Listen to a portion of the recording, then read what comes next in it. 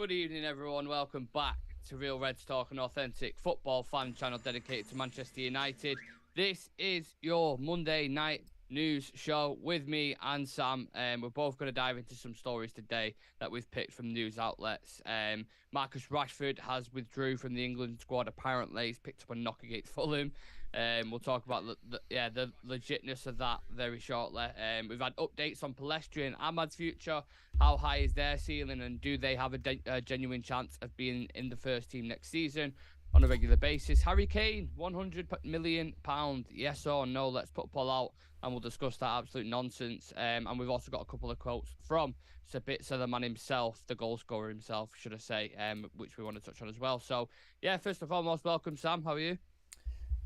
Bit tired. Did not sleep well last night. Full day of work, but the content must roll on. We must keep going. Yes, love that. I do love that. Yeah, speaking of content, if you enjoy the content, guys, make sure you smash like on the video, subscribe to the channel, and if you want to become a Real Red Ultra for exclusive content, a badge next to your name, and maybe a chance to appear on the show, you can do that by becoming a member on the channel. Just click the button next to join, or click the join button that's next to the notification bell, I think it is. Also, get your comments in as well as we go through the topics on the table. Interaction's always important with me and Sam. We love the comments. We love chatting to you guys. So, yeah, get your comments in, and we'll start with the Marcus Rashford story.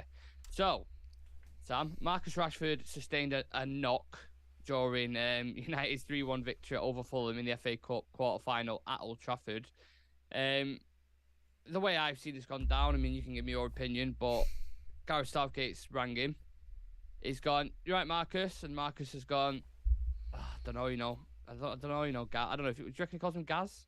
Gareth? He probably insists on being called Gareth, doesn't he? He's probably one of them. Absolutely, he insists on being called Gareth. Sir Gareth, or his full name. Yeah, probably. So he'd be like, "All right, you're right, Sir Gareth." And he'd be like, "How do you fancy international call up this week?" And he's like, "I don't know, I don't know if you saw the thing I put on Twitter before that Peter Griffin." He's just like, I know. Should we correct that phone call? How do you fancy sitting on the bench for me for 2 games? That's more like it. How do you fancy that?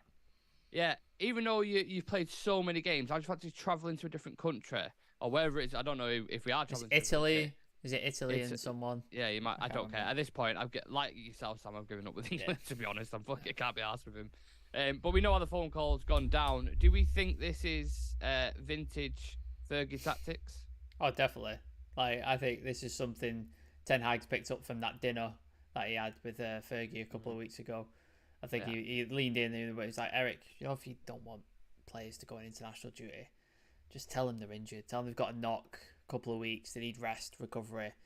They can't make it. Just tell them that. It works every time. I did it for 20 years. Just do that. It'll be fine." I think that's what this is. He's played 42 games, I think, this season. A lot of fucking games. I don't think he's missed a game, has he? Through injury, I don't believe. No, I think the only time slightly missed one is when he got dropped against Wolves. But then he came on. He came on anyway, didn't he? So he's played. You might be right. He's played. We've played more games than any club in Europe, and I think he's played along with Bruno. I think he's played every game. So, come on, in some capacity. Yeah. So I think I'm so happy that he's not going. I'm so happy. Like, he can just be at home. He can rest, recover, actually have time off. Actually get refreshed, feel better, spend time with his family. And then when we come back for, is it Newcastle game back? I'll have a look. Yeah, whoever the game is back, he'll come back ready, raring to go, and hopefully he will pick up where he's left off for the rest of the season. Newcastle. So for me, it's only good news. Like, if you're an England fan, obviously it's probably disappointing, but I don't think he'd start. He doesn't start for Gareth anyway, does he? Like, he's always a bench player for the most part. Yeah, sorry, I think the graphic, we switched the graphic up on the thing. Put the wrong graphic on. Why? Osimhen versus Kane. We are talking about Kane, in fairness. But I put the right one up. Why is it? No, look, I've got upcoming live streams, Kane #1 target. Look. Osimhen versus Kane, live. We are talking about Harry Kane, though, so it's half right. No, mine says #1 target. I've got it. I've got the live stream here. I don't know. Mine's saying finger. So it's YouTube. YouTube's messing with us. Hold on. I'll get it up on my phone. I'll just show you, just to prove I'm right. Let us know in the chat. And also vote on the poll as well. Let us know. I Is think Harry YouTube. Kane? I think YouTube's messed it up because look, it's got on the live now. It's got Yeah. the Kane and Sabitzer. Right. Okay. So Yeah. I Fuck think knows. YouTube's a bit fucked. But Thanks for that, YouTube. Anyway, yeah, get voting on the poll. Let us know. Harry Kane, 100 million. Would you pay it? Yes or no? Back to Rashford. Anyway, sorry. What was the last bit you touched on there? well, Sorry. he's gonna he plays on the bench for England anyway, don't he? He never starts. Like, well, he hardly ever starts. So it's like, do you want to go out there and start on the bench, or do you want sit on the bench, or do you want to stay at home, recover, and play better for United and possibly win 2 more trophies? That's it. Yeah, that is it. Absolutely. I'm just waiting for the phone for Bruno now. The little phone call to him saying like, he's not. He won't give up. Yeah, he's. I know. He's Mr. Portugal, isn't he? Like he's gonna. I think if you chopped his leg off, he'd still try and go play for Portugal. Like, I think he's that kind of guy. I'm sure I saw an equivalent of not the equivalent. The amount of games in accumulation, should I say, that they're going to play if they play the games for England as well was 73 games this season, which is outrageous. That's got to be a record in itself, because we've gone all the way in every competition pretty much and played every game in the Premier League. So there's got to be some. Like you said, I'm so happy Marcus Rashford is taking his time off. And there's been a World Cup in the middle, and most of our players went to quarter, semi, and final. Yeah. So mental. Just to play, I don't know, not devil's advocate, but if we looked on the other side of the coin, what if it is serious? What if he is out for a while? How much of a blow would that be? That'd be a massive blow. Like, he's one of our best players. He's the only one scoring goals at the minute. I know Bruno got one towards the end of the Fulham game yesterday, but they were down to 9 men and he was in acres of space, so you expect Bruno to turn on. The other one was obviously a penalty. So, and nobody else is really scoring for us. I think if we lose Rashford, we lose the small, like, our goal difference is, well, thanks to Liverpool, but our goal difference is shocking because nobody else is scoring. Weghorst certainly isn't scoring. No. Martial has decided he's just not going to play for us for most of the season. Sancho's been away for half the season. Anthony, odd goal here and there. Bruno hasn't really been scoring, so Rashford's been the only one contributing goals. So if we lose him, we lose pretty much our goal for it. Yeah, absolutely. Do you think the performance he put in, I'd say yesterday, and maybe a couple of the others as well, is down to him playing so many games, down to maybe a few knocks? Because we've constantly been talking about every time he's played, he's always got his goal, but his actual performance in general has never been stellar. It's never been like I've come away from that pitch thinking, fucking hell, what a game he's just had. It's, yeah, he's got another goal yet again. He's took his opportunity, but apart from that, didn't really do much. I think a lot of strikers have those periods though. Like they'll have times where they score goals, but they don't particularly play well. I think Rooney had those times, didn't he? And he's arguably one of our best scorers of all time. He had those periods where he didn't play well, but he'd scored a goal. Ronaldo obviously went through that period when he came back. Is it the December period or something like that, wasn't it? He was like his longest period without goals for like a long time, and then he eventually got back to it. So I wouldn't be worried about it at the minute. I think, yeah, it's just fatigue. I think 40 odd games, World Cup, no real break, no real sort of sight of any rest, because we're playing 2 games a week every week since after the World Cup. So he's just not had a break, and hopefully now this is the time where he actually gets a break. I hope Ten Hag says to him, don't come back to the training ground for a week. Just go home, spend with your family, rest, recover, ice baths, whatever you need, massages, whatever you need to do. Just go and do that for a week, and then come back, and then we'll start again. Yeah, just put him in a cryo chamber for a full week, and just let him like completely revitalize. I am curious to know what he's going to do during them 2 weeks, because I don't know if are they still going to be in training? Are they still going to be in the gym? Are they still? I don't know how relaxed they can. Like, what's the scale? I don't think they can stop entirely, because I think that would probably do more harm than good, wouldn't it? If you stop entirely, I think they'd turn it down a bit. I think it'd be focused on recovery, so recovery sessions, light training, and then light gym work. I think that's what it's going to be, and then maybe some tactics work, like on the board and talking and stuff, maybe that sort of stuff will be going on, because a lot of the players won't be there, will they? Like Bruno's not going to be there, Sabitzer won't be there, Fred, Anthony, etc. Like a lot of them won't be there, so it's poor Bruno Fernandes, man, honestly. But yeah, just the last thing on Rashford, because I feel like his importance can't be understated, can it? We didn't have him for this last part of the season, I think it's very possible we wouldn't get top four or another trophy. That's how important he is. So the reason why I threw the question out there saying, what if it is serious, is because if he was even in like a couple of weeks, 3 weeks, 4 weeks, he's that important to us, and he's our only goal scoring threat at the minute. If he did go out, do you think we could maybe, like, you look at the top four race, you look at the trophies that we're in, do you think it could be that significant? Yeah, no, because we've got Brighton in the semi-final of the FA Cup, so they are a tough team, really tough team. Like, there's not many teams that have sort of got away with anything with Brighton in the 7th in the league, I believe. Somewhere around that area. Obviously semi-final of the FA Cup.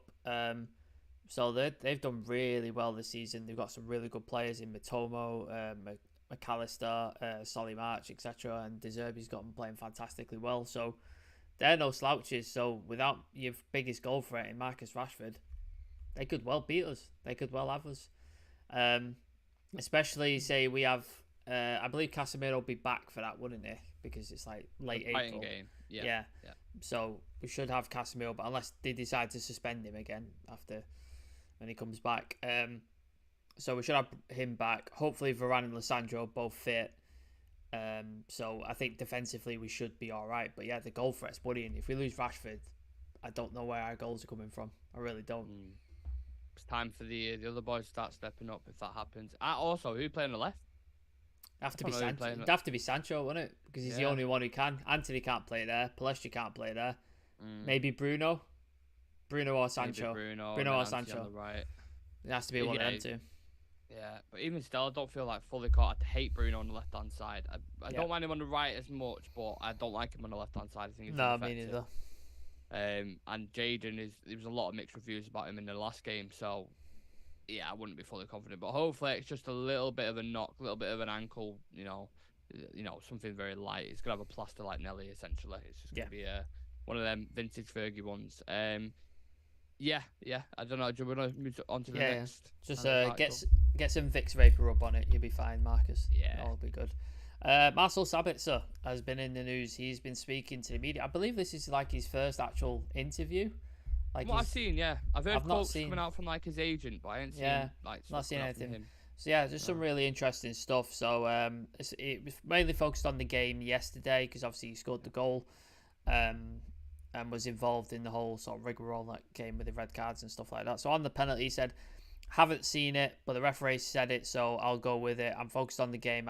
If I've seen it, it was easier for us. We had to be focused on the game and result." On his first goal at Old Trafford, massive, so happy, an important one. I'm very happy now. Really proud to score at Old Trafford. It's a big win for us. Was too far with my right foot, so I used my left foot, and it was all good. Before the game, we were very focused going back to Wembley. We've done it. We'll be ready to go to the final. And then also on his first goal, I was overwhelmed. I was looking to score my first Old Trafford in front of amazing fans. It's an important goal, 2-1. A massive one. I couldn't reach it with my right foot. I just tried to hit it with my left and it worked. Yeah, I couldn't see the goal from where I was in the ground. It sort of just looked like it got between his legs and it looked like a back heel from where I was, but I wasn't quite sure. Obviously, you saw it on the watch along with Paddock and stuff like that. I've not seen him as a goal threat yet. I've seen he's pinged a couple of shots from the outside, hasn't he? Made the keeper work, but that's the first time I've seen him in that sort of position. He seemed to be playing a bit more advanced than I was expecting him to. It seems like Scott McTominay sat back. What have been your thoughts on him playing for United? The sort of small time that he's had. I think it's a bit of a small sample size to go off, to be honest, at the minute. It's a strange one, Mr. Bitzer, because it's always been circumstantial. It's always been like he's been thrown right in the deep end when we've had 10 men, or when it's with someone next to, he's been played with McTominay next to him, or it's Fred next to him, which we know they both can be reliabilities in games. So he's never had that solid run of games next to Casemiro, which I've preached about for so long. And I think you could see the better of him, like you've seen with many players. Whoever's played next to Casemiro, they're instantly better. Yeah. Now, I'm not saying that should be the case with every player because they should always bring their individual qualities, but I like what I see for. I think he's tidy in possession. I think he gets about the pitch. He suits the physicality levels of the Premier League. I believe he'd probably be a cheap fee if we're gonna sign him. You're talking Rumors about, what, was 20 million? Yeah, rumors is 20 million. Like, yeah, they'd be happy to let him go apparently. By him. And there was a lot of kind of question marks saying like, well, why are we getting a player from Bayern? Because usually, right, typically you don't get a player from Bayern. Your classic example, Madrid, Schweinsteiger. Madrid, or something like you don't that, get a player out of them if they're still at the top level. And I understand that because a lot of people have that kind of theory with it, right? But Jay was speaking to me about this, and he said he spoke to Florian Plettenberg, or Plettigolius on Twitter, who's a very credible German journalist, and he was talking about the partnership in Bayern Munich's midfield, Joshua Kimmich and Goretzka, unbreakable. They've got amazing, two of the best midfielders in the world. So it's hard for Sabitzer to get in there. Now Sabitzer's found a place at Manchester United where he actually feels loved. He's getting a lot of game time. He feels important. And I think he's happy, man. So if you can get him 20 million, you can sell Scott McTominay to Newcastle, which we've seen links again with today, then yeah, absolutely, go for it. Yeah, I think he's done well. He's played well. And like he's touched on at Bayern Munich, Kimmich and Goretzka, but they've also just brought in that Conrad Laimer as well. On a free, so that's another place for competition that he's gonna have to work with, and I'm sure he's got assurances coming in that he's gonna get some game time and stuff like that. So, it's Bayern Munich. They just stack up the German talent, don't they? Just take all the players from every other team and just go, we're gonna have that. The one point I want to make about that as well is it is a weird. You obviously know my long-term admiration for Mr. FDJ. I don't have to say his full name. You know my admiration for him. So that is the player I want to bring in. Now, if you sign Sabitzer on a permanent, does that affect a potential deal for a Jude Bellingham? I'm not saying we're going to get Jude Bellingham, but for a star like that in the midfield, like, would you take Sabitzer with, I don't know, let's say, oh, well, now we can focus on the centre-back priority, or now we can do this? That's the question. I don't think he can be the replacement. I think he has to be an addition. Yeah. I think we need two midfielders, in my opinion. Good point, that. I think Scott goes. If Scott goes, Sabitzer's your replacement, and I think we need a backup DM, because you've seen when Casemiro's out, we're fucked. We have no backup. We have nobody who can play that position, even half as good as he can. So we need a backup defensive midfielder. So anyone in mind? I mean, Sangari's still available, isn't he? PSV. Who is that? That young lad. Somebody mentioned him on the channel the other week. What team? You know what team he plays for? No, it'll come back to me. It'll come back to me later. But yeah, we need a. Like, obviously Casido would be great, but the Brighton are wanting 70-80 million, so that's out of the question. Oh, it's ridiculous. But someone of that ilk, someone of that level, who's ready to step up, who's ready to make a contribution. Obviously, Declan Rice would be great, but again, 150 million, out of the question. So you've got to look, and you've got to be smarter about it. You've got to look at players who may or may not be, like, it's not worked out at Villa because he got injured, but that I've talked about it before. Boubacar Kamara, who's available on a free, defensive midfielder, really good player, young profile. He would have been good cover. That would have been a great selection. Cost you nothing, pick it up, easy. That's the kind of stuff we need to be looking at. We need to be looking at that kind of profile. Young player, can get him for a decent price, bring him in, and he works alongside Casemiro, learns from him, covers for him when we need him to in smaller games, and then you've got a ready-made replacement there, ready to go. And I think that's the way. And then if you bring in a Sabitzer with him, I think that shows up your midfield then. So you've got Fred, Bruno, Eriksen, Casemiro, backup DM, and then you've got Iqbal and Mainu as your youth players ready to go in. Because I think Donny goes in the summer. I think he does. Probably. Yeah. Which is sad. Right. But a couple more quotes from Sabitzer. We've got a good team spirit, a good group of guys you can feel in the dressing room, on the pitch and off it. As I've said, we'll stick together all the time. We're very happy with the result. As you can see, the mentality, the team spirit on the pitch, the fans were amazing. They pushed us forward. Very happy today. To be fair, I have to say 2 men down for Fulham is not easy. I think we played a good first half, had some good chances and missed them. After half time, we came out, we conceded a goal. That's not what we wanted. We knew it would be tough hard, but we still believed.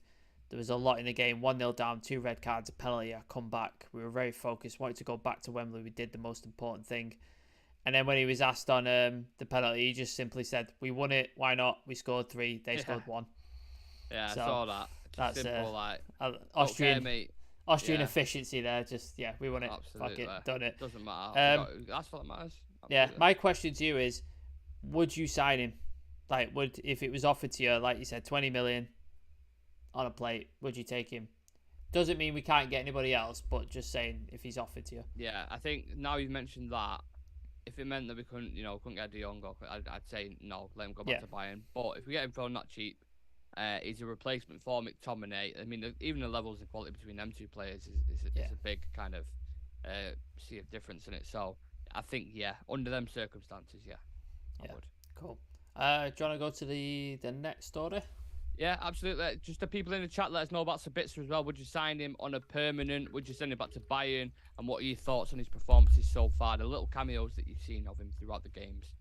Interested to know. We're going to touch on Palestri and Ahmad now. Fabrizio Romano tweeted today that United will make a decision on Ahmad and Palestri in April. And I mean, at this point, we might as well make a decision on Nick and Treyas. That's what we're going to call it. How happy do you want to make Nick and Treyas right now? Yeah. In April, May, with their agents, the club are confident that they won't lose any money with these two players, that the plan was good, and that they could be very important players in the future. Thoughts on their progress, Sam, so far? Palestri, Ahmad, how do you feel about them? Danish Iqbal is in the chat. He said signs a bit, so 25 up to 30. So he's saying sign him. And he's also asked any positive update regarding ownership. No, there is a couple of quotes. They weren't on the agenda, but there is some quotes that I've seen that I'll chuck out in a bit after this. Palestri's been really good, I think. I think the cameos that he's had, he's been solid. He's been effective. He's got a couple of assists under his belt.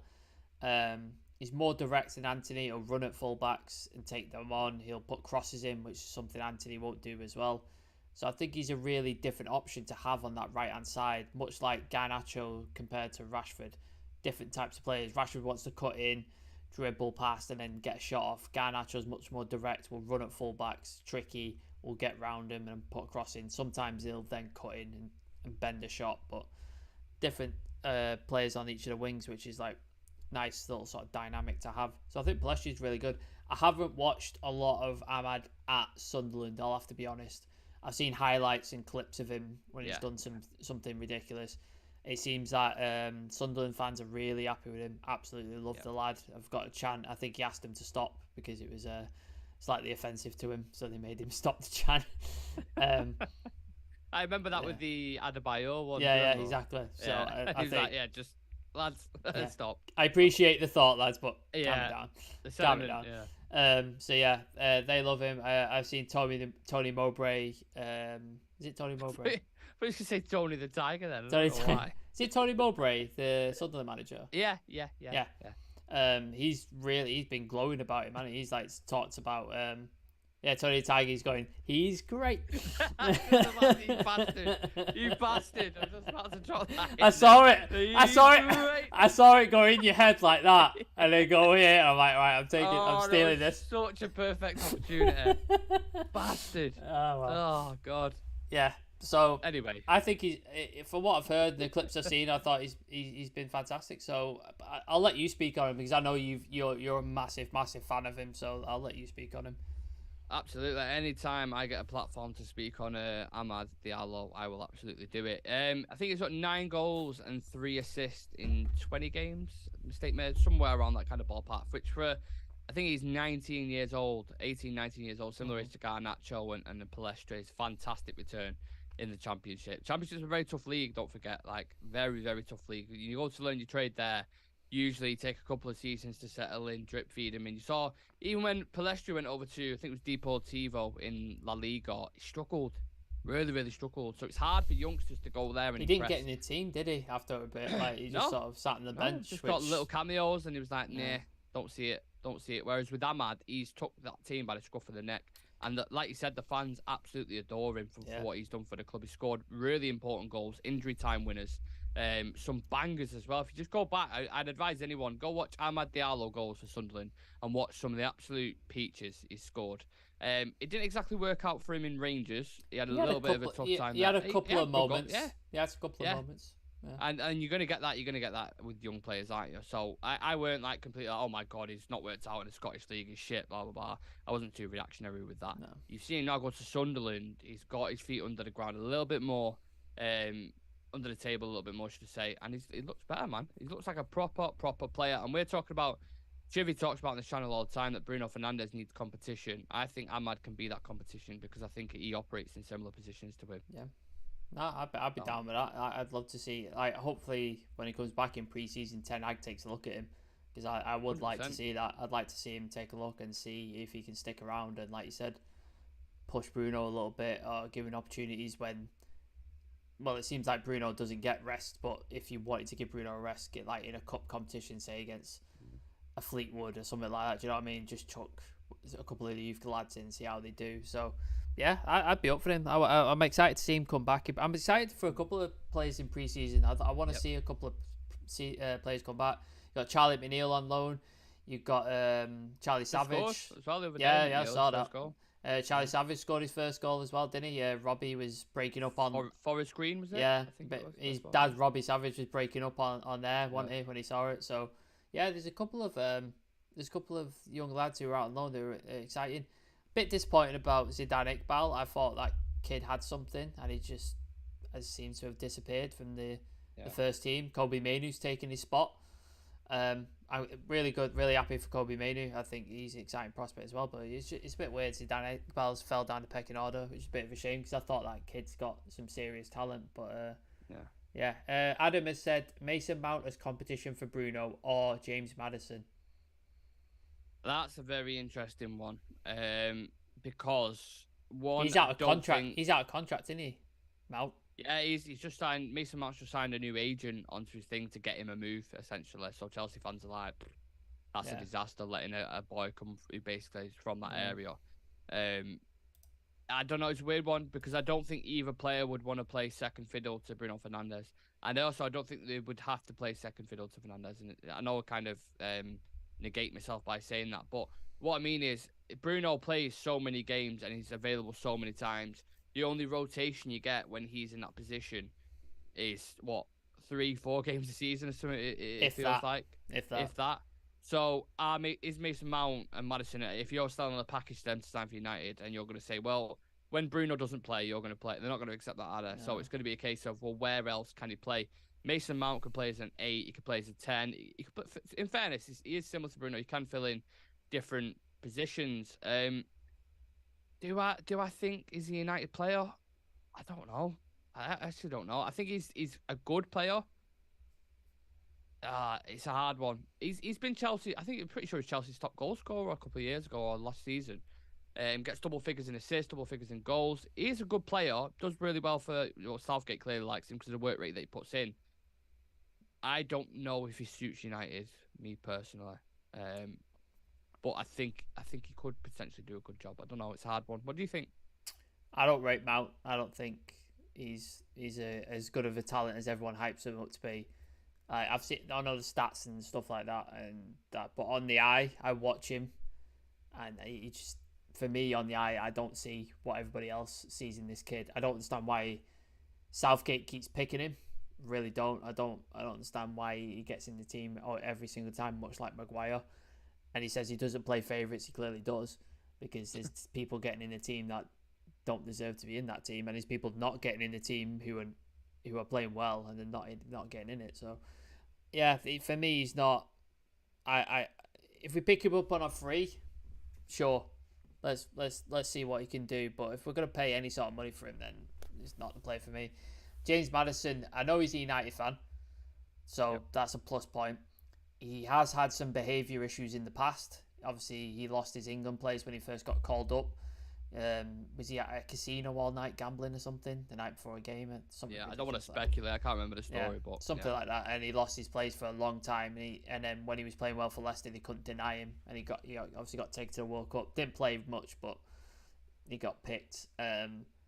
So, and he's exciting. I do think he's really good. But is he one of those purple patch players? Like, is he able to be consistent? Because he's had seasons where he's been poor, and he's had seasons where he's been fantastic. So I'm like, is he going to be consistent? And is the behavioural issues going to be a thing? Also, is he got a contract left with Leicester, James Maddison? Yeah, I don't think it's running out from Right. what I So know. they're going to want a fucking fortune for him as well, aren't they? Of course, yeah. 60. I think Newcastle went in for him and they were saying 60 million they wanted. Right. So there you go. 60, Like, so it's 60 million for a backup player for Bruno. Yeah, that's what I'm saying. I mean? In fairness to James Maddison, he's done good for a Leicester team who, let's be honest, have been fucking shit this season. They have been awful, and he's put up good figures.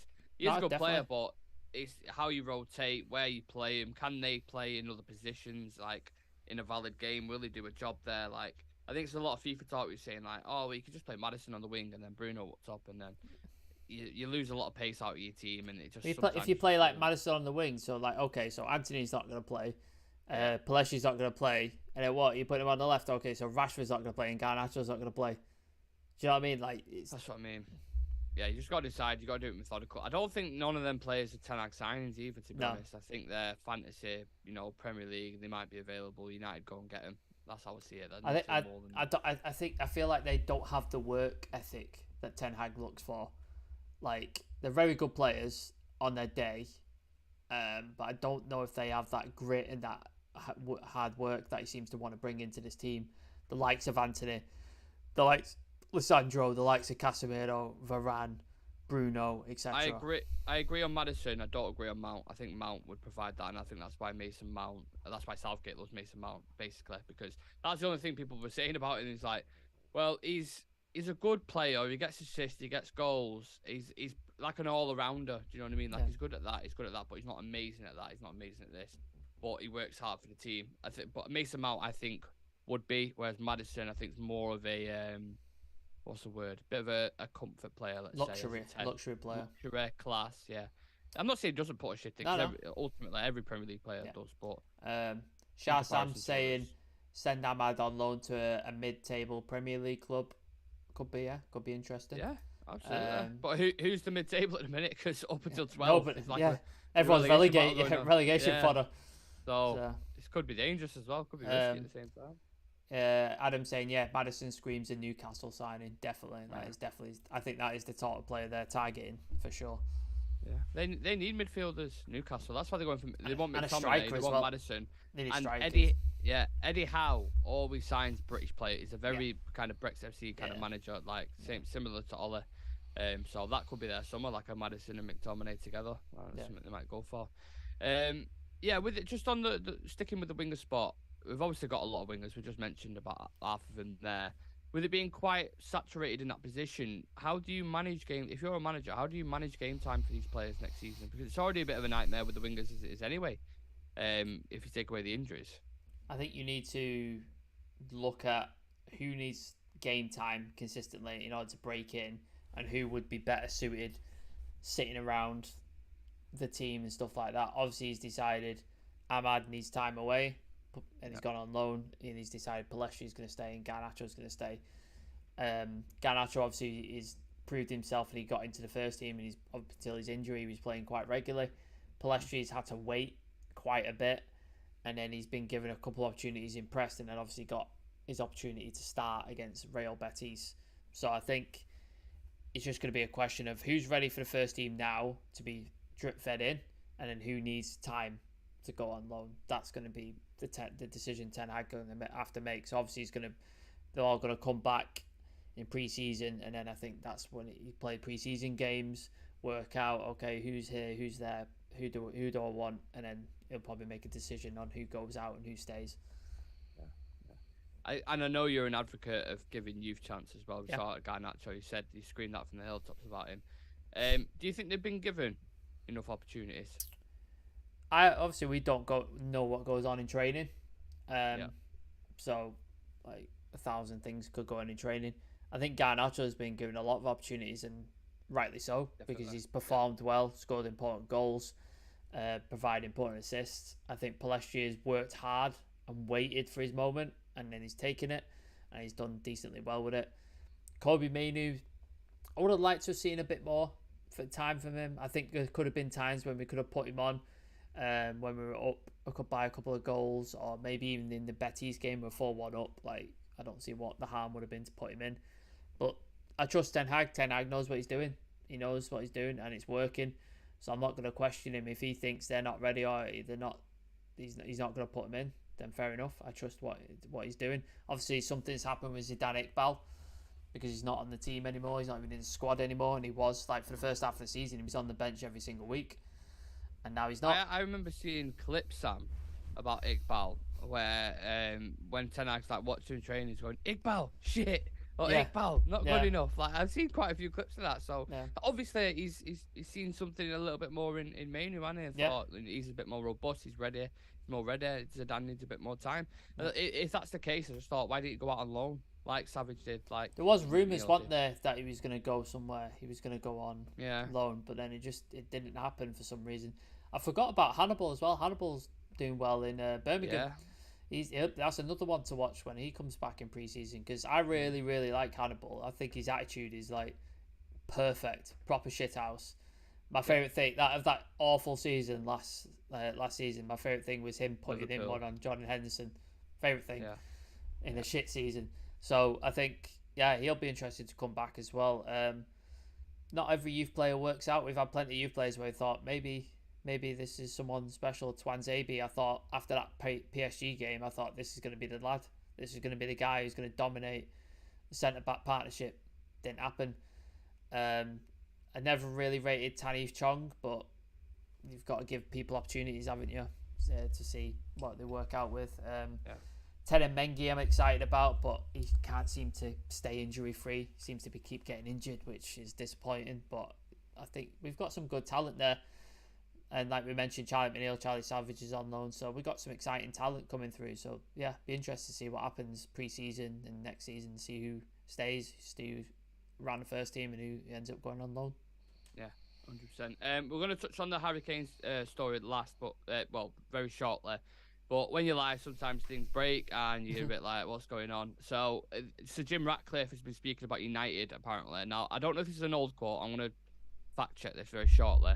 But it's just come up now on my Twitter saying Jim Ratcliffe on the price of United, and he's saying, how do you decide the price of a painting? How do you decide the price of a house? It's not related to how much it costs to build or how much it costs to paint. What you don't want to do is pay stupid prices for things, because then, and then I'll get the rest of the quote up, for things, because then you regret it subsequently. So that is to the Telegraph, Sir Jim Ratcliffe, throwing a couple of quotes out there. He's insisted he will not be sucked into paying a stupid price for United, and says his interest in buying the club is being driven by a desire to win things, apparently. So maybe he's looked at what Qatar are willing to throw at it. This is just me being,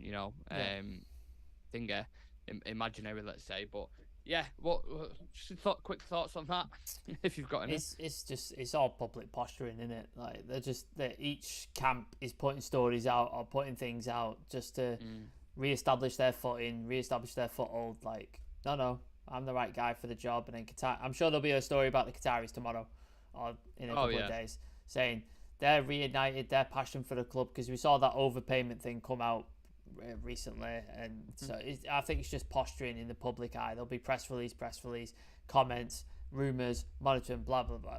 It's just the way it is. I did want to bring up something because who was it in the chat? Danish Iqbal wanted to ask. I did see these quotes that I posted on our Instagram and our Twitter as well. So if you're not following them, by the way, and you're in the chat, please do go follow them. Links in the description. There have been doubts from the Qataris that all six Glazer siblings were committed to selling Manchester United, but these have been reduced after Thursday's meeting. Obviously, Qataris met Richard Arnold and stuff on Thursday, and then Jim Ratcliffe on Friday, I believe that was how it was. Well, there is a view that the Glazers are serious about completing the sale before the summer window. The size of Sheikh Jassim's second offer for Manchester United should be made in just over a week at the latest. So we've got a couple of days yet before that happens. Will be once determined examination of the accounts is complete. So Jim Ratcliffe is also set to make a second offer for Manchester United this week. Well, next week, but now this week, after a visit to the club on Friday. In-US delegation spent 6 hours at Old Trafford and Carrington training ground. I believe Qatari spent 10 hours, but I don't know if you can read anything into that or not. Yeah, it's a bit thinger. Talks went as planned. The expected second bid will be forthcoming from both clubs. That is via Jamie Jackson and Mike Keegan, the journalists who broke that story. I'm just checking. There was another story that I saw regarding Ten Hag, but you carry on. For people who were asking an update regarding that, because obviously I know the ownership situation is a very sensitive thing at the minute. A lot of people want to know what's going on. That's pretty much everything Sam said there, plus the recent comments we just said on Jim Ratcliffe. That's literally the most updated you can get. There was one more that I just wanted to. This is the Daily Mirror. Simon Mullock. Eric Ten Hag's big in line to give it a new Manchester United contract, regardless of who owns the club. Plans are already being drawn up to offer an extension on the 3-year deal he signed last summer. They've indicated to Ten Hag that they want to reward him for the progress he's made during his short time at the club. The feedback for Sir Jim Ratcliffe's Ineos Group and Sheikh Jassim's 9-2 Foundation is that both bidders believe Ten Hag is the right manager to bring back the glory days to Manchester United. So yeah, Ten Hag's not going anywhere if those reports are to be believed. Ratcliffe has said he regards United as a community asset rather than a financial one as well. That's what he's put out there. Yeah. So yeah, like we said, any updates, any more updates we got on this, if we're live now or if we're, tomorrow, whenever it is, obviously we'll go live for that. So turn on that notification bell so you don't miss a damn thing. Regardless, Sam, whoever it is who comes in, Sheikh Jassim, Sir Jim Ratcliffe, bloody Elon Musk himself. Please no. They're gonna spend. I know, I'm just a joke. They're gonna spend money in the summer. There's gonna be a lot of money spent, and one of the players who's being talked about is Mr. Harry Kane, isn't it? Yeah, Harry Kane. Chivy's in the chat. Still haven't got over Jimmy Garner leaving. Painful memories, mate. Painful memories. Yeah, he was proper. What we're saying? Yeah, Harry Kane. Harry Kane has been. Let me just get the full quotes actually up here. Let me. I've literally closed it off. Yeah, I've literally closed it off. I'm a fucking idiot. That's all right. Do you want me to get into it? No, I've got it. There we go. Okay. Yeah. So from the Times today, I've not got a journalist here, but it's from the Times. Tottenham Hotspur want 100 million in one upfront payment to consider selling Harry Kane this summer. United acknowledged they must sign a top-class striker if they are to maintain the momentum that Eric Ten Hag has built up after his appointment as manager last year. 2 players that featured on United's shortlist were also Victor Osimhen, Benjamin Sesko, Nick gets excited, or any other United or any other suitor could try to persuade Leipzig and Salzburg to cancel the agreement by paying a higher fee. So these are the rumours that have been going around for a while about Manchester United and their striker search. Let me just focus on Harry Kane for now. £100 million up front in a one-off payment for a nearly 30-year-old striker is, for me, that is outlandish and absolutely mental. And as we know, Daniel Levy is very famous for getting his money for players. We've dealt with him in the past. Berbatov, Michael Carrick. Examples, and I know a few other clubs could definitely mention like how they've had to deal with him. He doesn't sort of let players go for the cheap. What are your thoughts on that £100 million one upfront payment for Harry Kane? 1 year left on his contract. 30 years old. It's outrageous to even. Harry Kane is, look, if he's got a few years left on his contract, let's talk. Like it's worth talking about. The way the market's going at the minute, I kind of get it. His age profile. It's weird with the age because I feel like when we paid 60-70 million for Casemiro, a lot of people were like, maybe not. I don't know, maybe. And I'm sure there was, a lot of people I knew that were saying he'll do well and he'll do good. But you look at it and you're like, well, is £100 million worth a title? Is £100 million worth? If we bring him in and then a couple more additions, do we then believe we can win or challenge for the league at least? And if you can do that, like if you can have a similar effect to what Van Persie did for us, for 1, 2, 3 seasons, and then you look at maybe another prospect coming in, fine, good. But if you spend £100 million on him, he has, one decent season, starts tailing off a bit. It's weird. I don't know. But I think equally, people talk about Daniel Levy being hard to negotiate with. Have you seen Napoli's president, by the way? How he handles business. Yeah, you don't remember trying to deal with Koulibaly? It was 90 million to and he's the reason why we went and got Maguire. Yeah. Because the price they were charging for Koulibaly. So he's talking about 130, 140 million for Osman at least. So what do you do? Do you risk it on Osman for an extra 40 million, or do you go get Premier League proven? That's the hard choice. Also, are we going to be in a position to spend this sort of money in the summer, like due That's to it. financial fair Yeah. play and stuff like that? Like, I don't know if we're going to be in a position to drop, especially in a one-off upfront payment. Like, you might be able to stagger it and do some fuckery like Tom Bowley did at Chelsea with the 8-year contracts and what have Yeah. you. But I don't see how we spend 100 million in a one-off upfront payment under financial fair play, unless I if the Qataris came in and say they wiped the debt and stuff like that. Does that matter? Like, if we clear debt, does that affect? well, FFP is off revenue, your wages. So obviously they can't affect that Right. unless that's why we have to sell well. If we can get rid of, I don't know. So let's say we get Martial off the wage books. We sell Maguire, who's on 200k a week. You get Donny. 40 mil for him. You get rid of Donny, get rid of McTominay. You free a lot of space up. I know we've already freed a lot of space up with Ronaldo going, Pogba, etc. But if we can free that bit of extra space up, that cap then kind of gets a little bit bigger, where you got a bit more free range then, if you get what I'm saying. But I'm afraid if we spent 100 million, that's it. As far as reinforcing the club any further, we're very limited then. We have to be extremely smart then with deals, which we aren't good at. Obviously, if the Qataris came in and they replace Richard Arnold, John Murtaugh, etc., maybe then we get more effective recruitment people and maybe then we can be better at it. But with the recruitment people we have in place right now, we aren't good at selling players. We aren't good at recruitment. We aren't good at getting deals done on the cheap or quickly. So it worries me if we pay 100 million for Kane. Not that he isn't a good player, not that he won't score goals for us and he might possibly win us the championship. It's a lot of money, which means we can't reinforce in midfield, which we need. Can't reinforce in centre back, which we'll probably need. And we might need a new goalkeeper. If David De Gea doesn't sign a new contract, may need a new goalkeeper. So there's a lot of positions that need filling. And you spend 100 million, that's a lot of your money gone. And under financial fair play, I don't imagine we're going to be able to spend much more.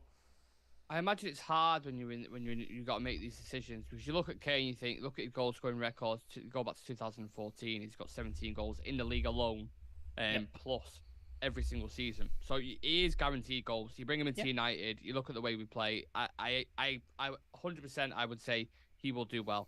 I'd pretty much put my house. He'll get 20 goals. Do well. He'll get 20 goals guaranteed. Yeah, but then what happens? You get 6 months in, all the injuries that he's picked up. He's had a lot of injuries throughout his full career, and we've seen players decline rapidly. Yeah. He's not the most athletic. You look at him; he's not got that kind of stat choice. He's not the quickest of players. I know he can drop deep and he can play, but then what happens? These injuries start picking up a little bit more. You start questioning. You start going, It doesn't look the same. 100 million. We expected this goal for the next 3-4 years. And then you look at someone like, at the same time where Osman's moved somewhere, let's say he's gone Paris Saint-Germain and he's breaking numbers, or he's gone to another club and he's absolutely killing it in the Premier League. Then what do you do? Because then that's why it's such a hard decision. Either way, you're spending a lot of fucking money and it's risky. I think that's the issue with this situation. The ideal situation is buy an Osman or a Kane, and then you get a young prospect as well. Like, I know Dave on the channel and Adam like the Evan Ferguson in Brighton, the 18-year-old. You get a proven goal scorer in a Kane or an Osman, you bring them in, and then you bring in an Evan Ferguson, and that's your backup. He's the one who's going to be the next one in line after they leave or retire or whatever. That's the ideal situation. But as we know, Brighton do not let their players go cheap, especially young prospects like that. They wanted 70+ million for Casido. They got 70 million for Cucurella from Chelsea. Yeah, 60, 70 somewhere. 60, 70. 50 million for Ben White.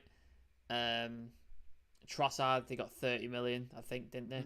So they don't let players go cheap. They make a lot of and they don't need the money either. Like, Brighton don't need the money. So it's not like they're in a financial desperate state. So again, it's another tricky deal to pull off to get a young prospect in. And can we spend that amount? Again, it all depends on the ownership at this point. It depends on the ownership, and it depends who's in place on the board, in the recruitment places, all that sort of stuff. Yeah. That's what it depends on. Chivy's saying, won't be surprised if Kane goes on strike again. Oh, yeah. A striker going on strike? How ironic. Yeah, I'll Could ask you. potentially happen. It's got. Go on. Go on, now you finish your sentence. I was just saying he's got a year left. So if you're gonna go on strike at any point, if they don't sell him this summer and he refuses to sign a contract, he can talk to clubs for free in January. Yeah. So he's like, look, you either let me go this summer or And get I'm money just gonna from finger. it. And get but money from with it. that, the last thing I'll say on this is there's a potential risk of going doing another De Jong where we're chasing him for the full window. We get to the end and we panic buy. That's one thing I'd say. I don't want that. Like, go in as soon as you can. As soon as the season finishes, go in. Yeah. Start negotiating and try and get a deal. If any indication it looks like it's not going to happen, just walk away. Just walk away. It's not worth it. It's not worth it. I'll ask you now. I'll put you on the spot. If it's a choice between Osimhen and Kane, which one? Oh, you're actually doing that to me. Yeah. Wow.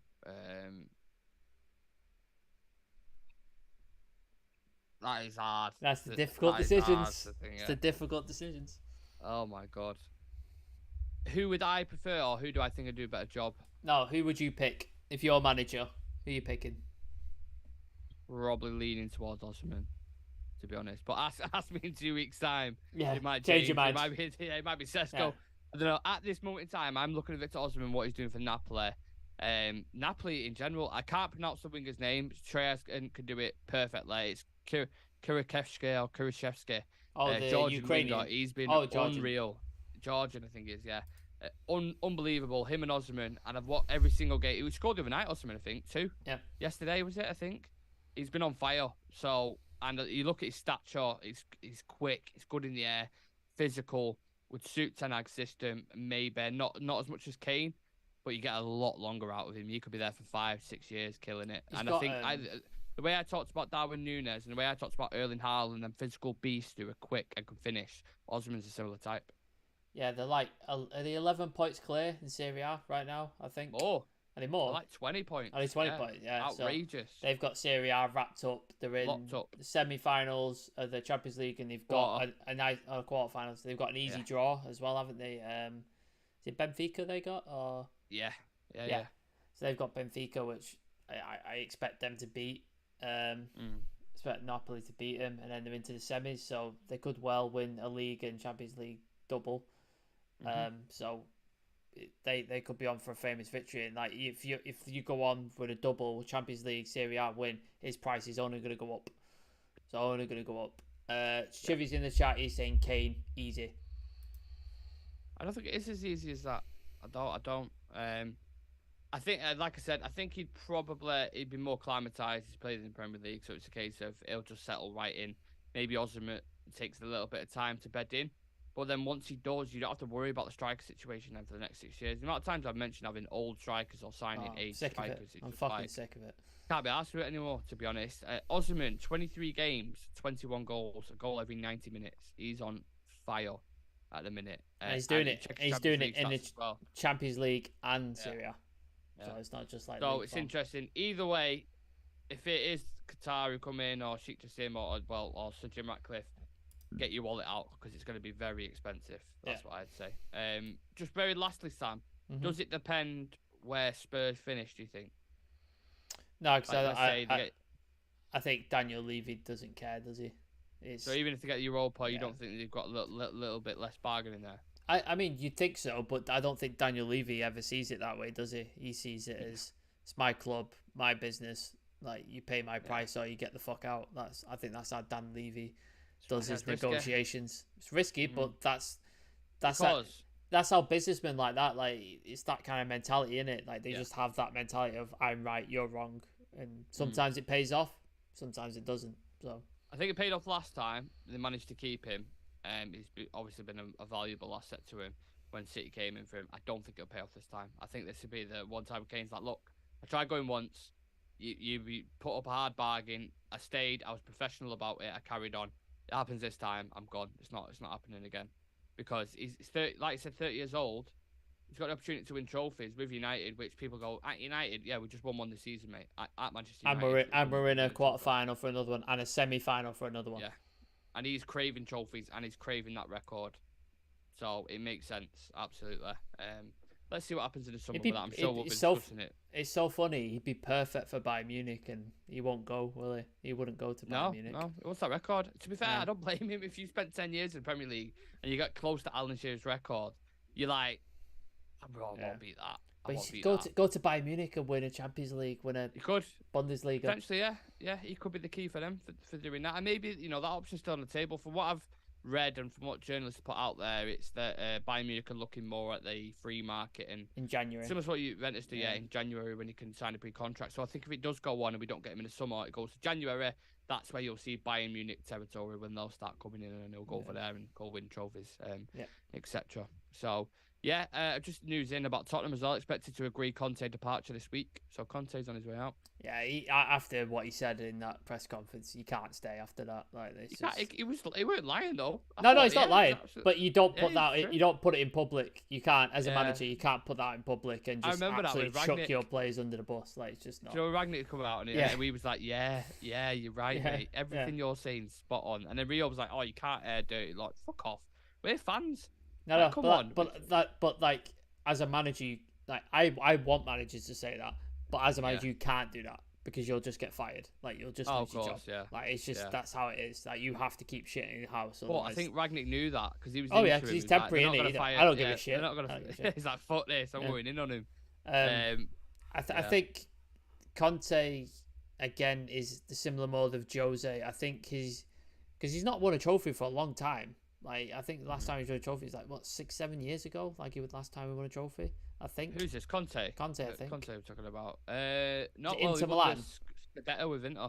Yeah. Which was 4 years ago, I want to say. 5 years, roughly, something like that. But it's I just think he's one of those. It's just like, it's his way or the highway, and quite often doesn't work. He has an outburst at every club he's been at, I think, and he had a bust up kick off a lot. And fucked off. So it's just that's what you get when you have Conte at your club. Jose's the same way. 3 years and then he has a bust up and he fucks off. So it is that way. I hope Tottenham take this time to reset and go find. Obviously, don't go back to Poch because you don't go back to your exes for a reason. Don't do that. I hope they go find a young manager, like a De Zerbi, a Graham Potter type. Before I hope they go and find somebody like that and rebuild, redevelop, bring in the right recruitment and stuff like that. But I've got a feeling they're just going to bring Poch back. I think that's what they're going to do. That's what we've seen. I can't think of any other managers that are out there right now. No. Who, in my opinion, who would do a better job than Poch. I think a lot of the players love Poch. Kane loved Poch. Son was a massive fan of him. Yeah. And the rest of the players that was there, it's just that constant cycle of Spurs being bottle jobs. And I don't know how you change that psychology because it's just built in the club.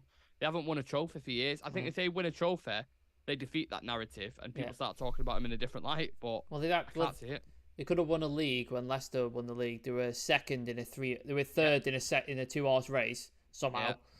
They got to a Champions League final, choked. Yeah. And it's just like you're never going to get another opportunity to do that again. And you've cocked it up.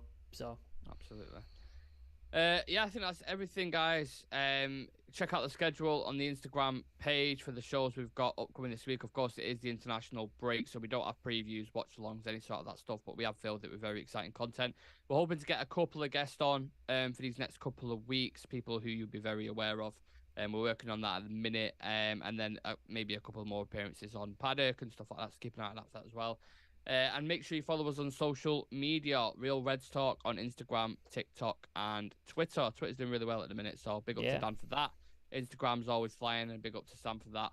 And I run the TikTok, so yeah, everything's going good. Thank you for following. Thank you for liking. Thank you for joining in and interacting, more to the point. Like we said, if anything breaks, I'll be here. Sam will be here. We'll go live. Absolutely. Anything else, Sam? No, just follow us on all the socials. We're obviously pay attention to the TikTok because we're trying to build that back up. So we've got a nice little community until they decided to take it down and ruin everybody's fun. Outrageous. So go follow that. If we can get it back up to 1,000, then we can start doing live streams again, which everybody seemed to enjoy. Follow the Instagram and just have a look at Real Reds membership, Real Reds Ultras. If you want to get a bit more extra out of the channel, some extra content, interaction with us, and possibly get on a show or two, go have a look at that. I think it's like about £3-4 a month. It's not that much. Price of a Peroni. Yeah. On draft. Helps us run the channel. Helps us run the equipment. Helps us pay for certain stuff that helps the show. So yeah, have a look at it. We're not telling you to do it, but just it'd be nice. Go have a look if you think it's worth it and check it out. Absolutely.